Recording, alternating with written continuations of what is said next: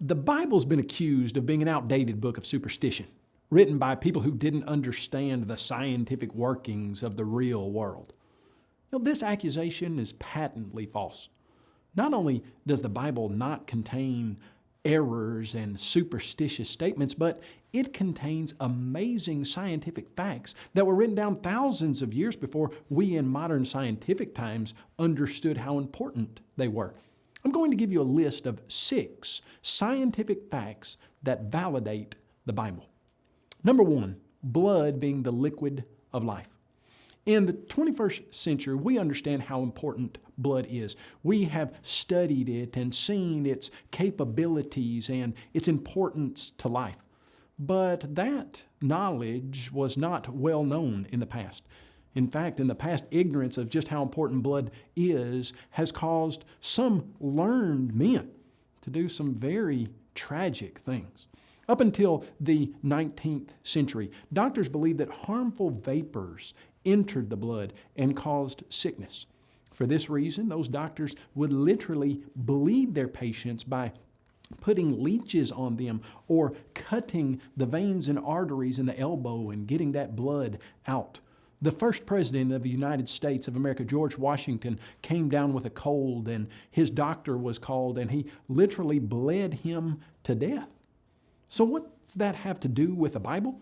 Well, thousands of years before this lethal practice of bloodletting was in vogue, the Bible stated in Leviticus chapter 17, verse 11, "For the life of the flesh is in the blood." And just a few verses down, it said that an animal's blood sustains its life. Today, we completely understand the truthfulness of this biblical statement. But how did an ancient shepherd like Moses in 1450 BC know that the life of the flesh is in the blood? It took the modern scientific medical community thousands of years and thousands of lives to discover this truth. Scientific fact number 2, sanitation practices. Some of the worst plagues in modern times have been caused by improper sanitation practices. In 1846, the city of London had a terrible cholera epidemic. 16,000 people had been killed. Well, why could the doctors of the day do nothing to combat this deadly disease? You see, the city of London had a serious problem with sewage. The streets were filled with raw sewage that people would literally open their second and third story windows and dump into the streets. Now, as we know in our modern scientific era, raw sewage carries disease and causes all types of medical problems. If the people in London in 1846 had turned their Bibles to Deuteronomy chapter 23, verse 12, they would have read this. "Also, you shall have a place outside the camp where you may go out. And you shall have an implement among your equipment. And when you sit down outside, you shall dig with it and turn and cover your refuse." 3,300 years before London's epidemic, the Bible had implemented a plan to stop such epidemics before they started. Amazing scientific fact number 3, an understanding of germs. In 1847, about 18% of women who went into a modern medical facility to give birth would die. That's 1 out of every 6. Well, why was the death rate so high? The medical professors and the students, before that they would give the treatments to the live women, they would do autopsies on dead women. And then they would not wash their hands properly. They would many times wash them in a bowl with no germ-killing agent whatsoever, dry them on a dirty towel, and then perform those examinations on live women. Well, if you're looking at that from a 21st century observer's point of view, you realize that's terrible. They're passing germs from the dead bodies of ladies who are dying and giving those germs to the live women because they're not washing their hands. But to Europeans in the middle of the 19th century, that idea of passing a germ was a completely foreign idea to them. When the doctors and medical students implemented hand washing procedures, the death rate plummeted from 18% to about 2%. These doctors in the mid-1800s had made an amazing discovery, or had they? Is it possible that the doctors simply rediscovered something that had already been known? Well, almost 3,500 years before the 1850s, the Bible stated, "He who touches the dead body of anyone shall be unclean 7 days. He shall purify himself with the water on the 3rd day, and on the 7th day, then he will be clean. But if he does not purify himself on the 3rd day and on the 7th day, he will not be clean." You'll find that in Numbers chapter 19, verses 11 and 12.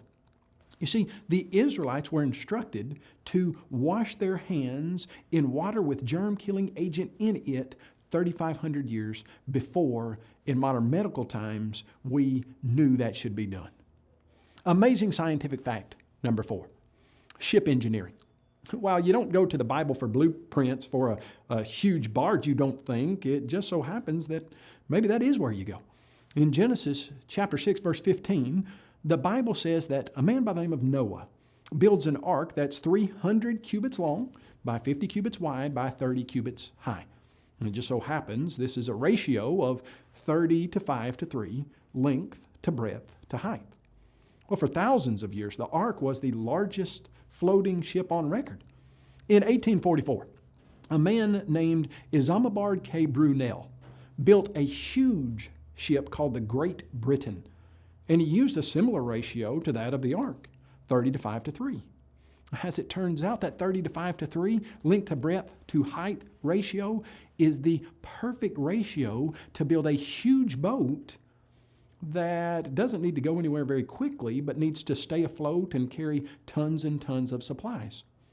That same ratio, 30 to 5 to 3, was used by shipbuilders in World War II when they built ships called Liberty ships that were designed to carry tremendous amounts of cargo.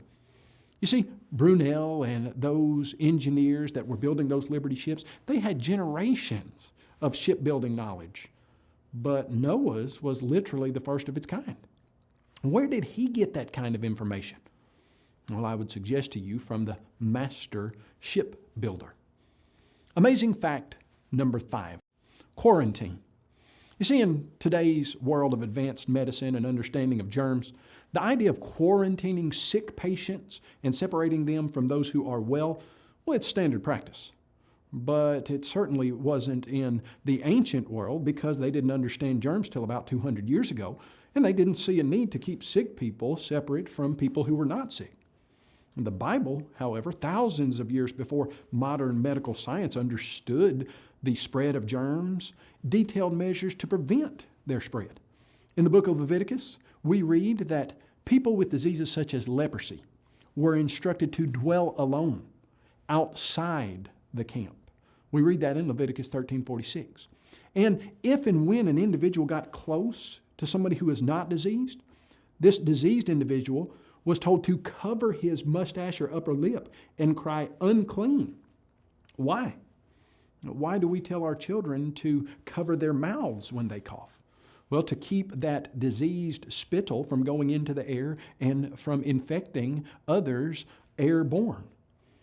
When we look at these instructions in Leviticus, and we see that Leviticus had an understanding of contagion and quarantine that surpasses that of any other nation, it's interesting that the Encyclopedia of Medical History says this: the idea of contagion was foreign to the classic medical tradition and found no place in the voluminous Hippocratic writings. The Old Testament, however, is a rich source for contagionist sentiment, especially in regard to leprosy and venereal disease. Now, here again, the Old Testament exhibits amazingly accurate medical knowledge that surpasses anything known that the humans who were alive at the time during the writers' lives could have possibly come up with on their own. Amazing scientific fact number 6, food regulations. In the United States, we have the Food and Drug Administration. It's the FDA.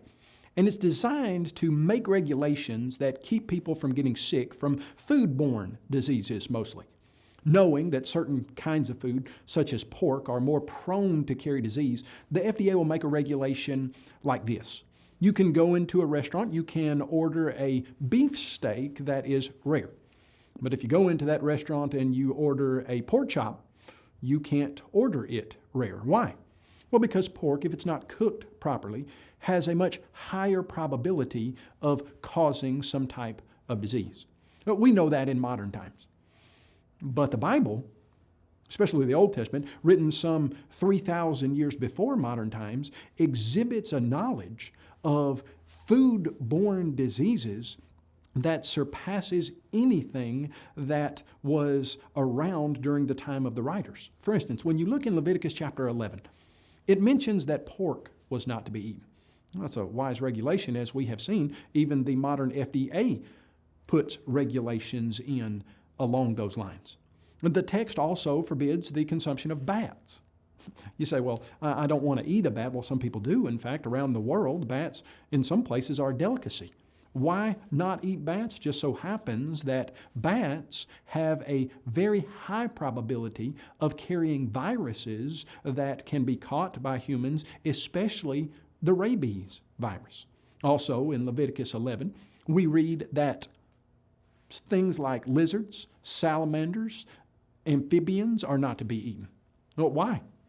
Well, lizards, salamanders, amphibians, etc., have about a 90% contamination rate of salmonella. Salmonella, a bacteria that causes many people to get violently sick and some of them to die. You see, the Bible never gets a single medical fact wrong, and it exhibits a knowledge of scientific facts that is thousands of years ahead of its time. That scientific accuracy proves the Bible's divine origin.